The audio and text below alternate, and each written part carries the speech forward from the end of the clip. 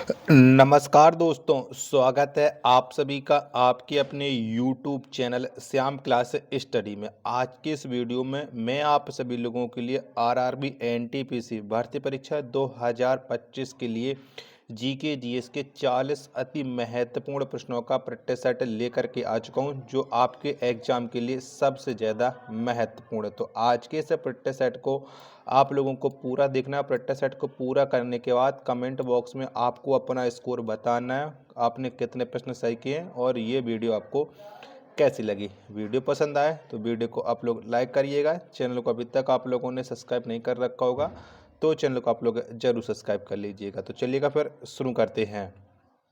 तो पहला प्रश्न आ जाता है कि उगादि उत्सव किस राज्य में मनाया जाता है। तो कौन से राज्य में ये उगादि उत्सव मनाया जाता है। तो ये मनाया जाता है कर्नाटक में। एक का डी ऑप्शन राइट आंसर हो जाएगा।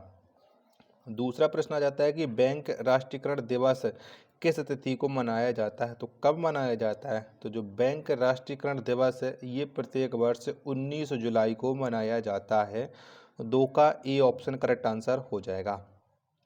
प्रश्न संख्या 3 आ जाता है आपके सामने कि पांड्य शासकों की राजधानी कहाँ थी। तो कहाँ पर थी। तो पांड्य शासकों इनकी जो राजधानी थी वो थी मदुरई। 3 का सी ऑप्शन करेक्ट आंसर है हो जाएगा।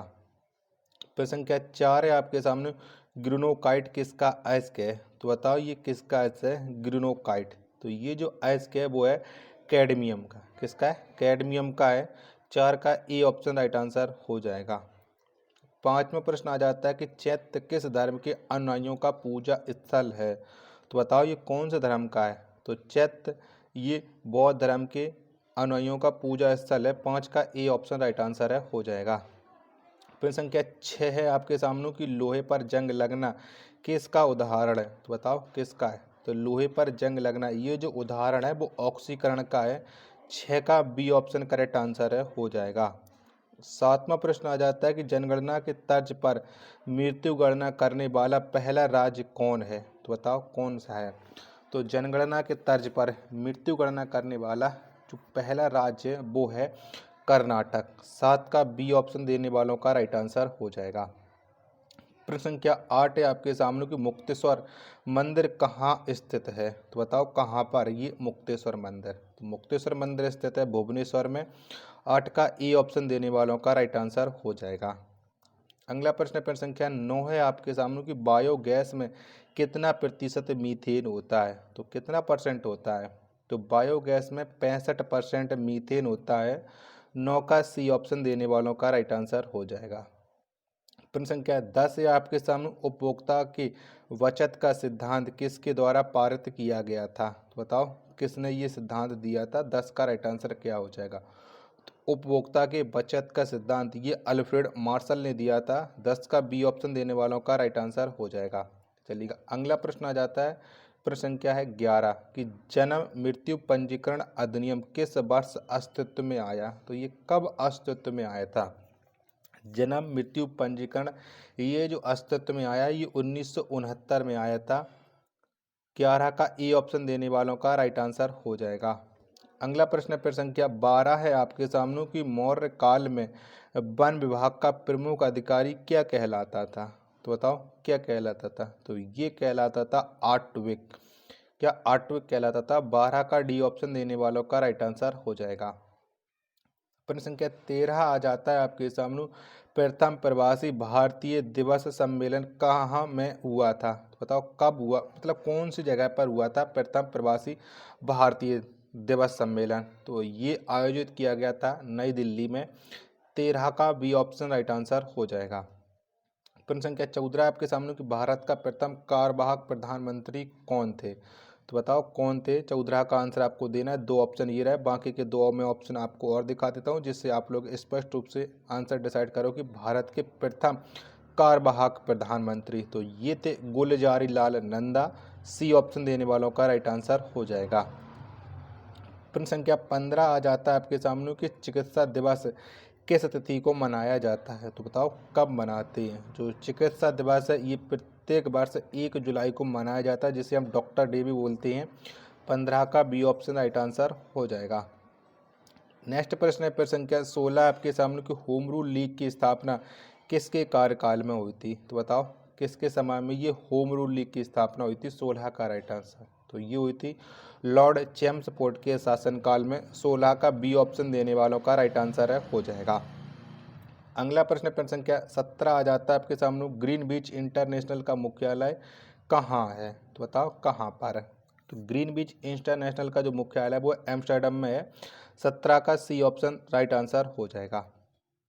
प्रश्न संख्या 18 आपके सामने कि क्षमा बाड़ी त्योहार किस धर्म से संबंधित है? तो बताओ कौन से धर्म से संबंध रखता है ये क्षमा बाड़ी त्योहार? तो ये संबंधित है जैन धर्म से। 18 का ए ऑप्शन राइट आंसर है हो जाएगा। अगला प्रश्न प्रश्न संख्या 19 है आपके सामने कि बौद्धों का तांबू मठ कहाँ अवस्थित है? तो बताओ कहाँ पर है? तो बौद्धों का जो तांबू मठ है ये हिमाचल प्रदेश में है। 19 का बी ऑप्शन देने वालों का राइट आंसर हो जाएगा। प्रश्न संख्या 20 है आपके सामने कि विश्व का पहला कार्बन मुक्त शहर कौन सा है? तो बताओ कौन सा है? तो विश्व का पहला जो कार्बन मुक्त शहर है ये न्यू कैसल है। 20 का पी ऑप्शन करेक्ट आंसर हो जाएगा। अगला प्रश्न प्रश्न संख्या 21 है आपके सामने कि लोकसभा में अविश्वास प्रस्ताव लाने के लिए कितने सदस्यों की सहमति आवश्यक है? तो कितने सदस्यों की सहमति आवश्यक है? 21 का आंसर आपको देना है। तो 50 सदस्यों की सहमति आवश्यक है लोकसभा में अविश्वास प्रस्ताव लाने के लिए। 21 का बी ऑप्शन राइट आंसर हो जाएगा। 22वां प्रश्न आ जाता है कारगिल विजय दिवस किस तिथि को मनाया जाता है? तो बताओ कब मनाते हैं कारगिल विजय दिवस? तो ये प्रत्येक वर्ष है जो कारगिल विजय दिवस है वो 26 जुलाई को मनाया जाता है। 22 का डी ऑप्शन राइट आंसर हो जाएगा। प्रश्न संख्या 23 से आपके सामने गोपत ब्राह्मण किस वेद से संबंधित है? तो कौन से वेद से संबंध रखता है ये गोपत ब्राह्मण? तो इसका संबंध है अथर्ववेद से। 23 का बी ऑप्शन राइट आंसर हो जाएगा। प्रश्न संख्या 24 है आपके सामने कबक्की कोष का भित्ति किसकी बनी होती है? तो बताओ किसकी बनी होती है कबक्की कोष का भित्ति? तो ये बनी होती है काइटिन की। 24 का सी ऑप्शन देने वालों का राइट आंसर हो जाएगा। अगला प्रश्न संख्या 28 है आपके सामने कि दीन बंधु सार्वजनिक सभा की स्थापना ज्योतिबा फूले ने कब की थी? तो बताओ कब की थी? तो दीन बंधु जो सार्वजनिक सभा है इसकी स्थापना ज्योतिबा फूले के द्वारा की गई थी 1884 में। 25 का सी ऑप्शन देने वालों का राइट आंसर है हो जाएगा। अगला प्रश्न प्रश्न संख्या 26 है कि भारत में पहली कृषि जनगणना किस वित्तीय वर्ष में हुई थी? तो कौन से वित्तीय वर्ष में हुई थी पहली कृषि जनगणना? तो ये हुई थी 1970-71 में। 26 का ए ऑप्शन देने वालों का राइट आंसर हो जाएगा। प्रश्न संख्या 27 है आपके सामने कि मौर्य काल में नगर का अध्यक्ष क्या कहलाता था? तो बताओ क्या कहलाता था? तो ये कहलाता था नायक। 27 का सी ऑप्शन देने वालों का राइट आंसर हो जाएगा। आशा करता हूँ कि आपको ये वीडियो पसंद आ रही होगी, तो प्लीज़ वीडियो को लाइक करें। चैनल को अभी तक आप लोगों ने सब्सक्राइब नहीं कर रखा होगा तो चैनल को आप लोग जरूर सब्सक्राइब कर लीजिएगा। प्लीज़ सपोर्ट ज़्यादा से ज़्यादा कीजिएगा। प्रश्न संख्या 28 से आपके सामने कि चतुर्थ आंग्ल मैसूर युद्ध किस गवर्नर जनरल के शासनकाल में हुआ था? तो कौन से गवर्नर जनरल के शासनकाल में हुआ था? तो ये हुआ था लॉर्ड वेलेजली के शासनकाल में। 28 का ए ऑप्शन देने वालों का राइट आंसर हो जाएगा।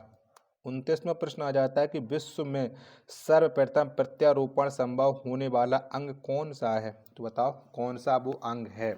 तो विश्व में सर्वप्रथम प्रत्यारोपण संभव होने वाला जो अंग है वो है हृदय। 29 का बी ऑप्शन देने वालों का राइट आंसर हो जाएगा।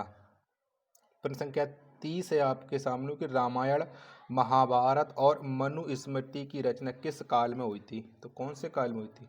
तो ये रचना हुई थी शुंग काल में। 30 का बी ऑप्शन देने वालों का राइट आंसर हो जाएगा। अगला प्रश्न आ जाता है प्रश्न संख्या 31 अफ्रीका का एकमात्र बलित पर्वत कौन सा? तो कौन सा है? तो अफ्रीका का जो एकमात्र बलित पर्वत है वो है एटलस पर्वत। यानी 31 का ए ऑप्शन देने वालों का राइट आंसर हो जाएगा। 32वां प्रश्न आ जाता है आपके सामने किसी गैस का अणु भार उसके वास्तु घनत्व का कितना होता है? तो बताओ ये कितना होता है? तो किसी गैस का जो अणु भार होता है ये वास्तु घनत्व का दुगना होता है। यानी 32 का बी ऑप्शन देने वालों का राइट आंसर है हो जाएगा। अगला प्रश्न संख्या 33 है आपके सामने कि राज्य सरकार का वास्तविक प्रधान कौन होता है? तो बताओ कौन होता है? तो राज्य सरकार का जो वास्तविक प्रधान है वो होता है मुख्यमंत्री। 33 का बी ऑप्शन देने वालों का राइट आंसर हो जाएगा।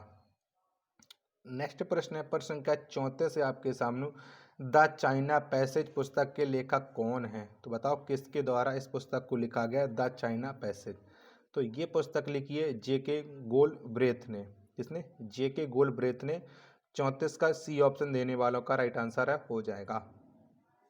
अगला प्रश्न संख्या 35 से आपके सामने, कलिंग युद्ध का वर्णन अशोक के किस शिलालेख में है? तो कौन से शिलालेख में कलिंग युद्ध का वर्णन है? तो ये है 13वें शिलालेख में। 35 का सी ऑप्शन देने वालों का राइट आंसर हो जाएगा। प्रश्न संख्या 36 से आपके सामने, जड़त्व का नियम भी कहलाता है। तो बताओ कौन सा नियम है जो जड़त्व के नियम कहलाता है, और न्यूटन का वो कौन सा नियम है? तो न्यूटन का जो प्रथम गति का नियम है इसे जड़त्व का नियम भी कहा जाता है। यानी 36 का ए ऑप्शन देने वालों का राइट आंसर है हो जाएगा। प्रश्न संख्या 37 से आपके सामने, कि संविधान सभा के प्रारूप समिति में कुल कितने सदस्य थे? तो कितने थे? तो संविधान सभा की जो प्रारूप समिति, इसमें कुल सदस्यों की संख्या है वो है 7। 37 का डी ऑप्शन देने वालों का राइट आंसर हो जाएगा। अगला प्रश्न संख्या 38 से आपके सामने, कि अंग्रेजों ने दक्षिण भारत में अपनी पहली फैक्ट्री किस वर्ष खोली थी? बताओ कब खोली थी अंग्रेजों ने? तो अंग्रेजों ने दक्षिण भारत में अपनी जो पहली फैक्ट्री है वो 1611 में खोली थी। यानी 18 का बी ऑप्शन देने वालों का राइट आंसर हो जाएगा। प्रश्न संख्या 39 है आपके सामने, कि सर्वाधिक तेज बहने वाली महासागरीय जलधारा कौन सी है? तो बताओ कौन सी है? तो सर्वाधिक तेज बहने वाली जो महासागरीय जलधारा है वो है गल्फ स्ट्रीम। कौन सी है? गल्फ स्ट्रीम है। 39 का बी ऑप्शन देने वालों का राइट आंसर हो जाएगा। प्रश्न संख्या 40 और अंतिम प्रश्न है आज के से प्रैक्टिस सेट का, कि मूर्ति देवी पुरस्कार किस क्षेत्र में दिया जाता है? तो कौन से क्षेत्र में दिया जाता है? तो जो मूर्ति देवी पुरस्कार है ये दिया जाता है साहित्य के क्षेत्र में। किसके? साहित्य के क्षेत्र में। 40 का बी ऑप्शन देने वालों का राइट आंसर हो जाएगा। आशा करता हूँ कि आपको ये वीडियो पसंद आई होगी, तो प्लीज़ वीडियो को आप एक बार लाइक करें। चैनल को अभी तक आप लोगों ने सब्सक्राइब नहीं कर रखा होगा तो चैनल को आप लोग जरूर सब्सक्राइब कर लीजिएगा। मिलते पर अपने एक और नेक्स्ट वीडियो के साथ, तब तक के लिए धन्यवाद। जय हिंद, वंदे मातरम।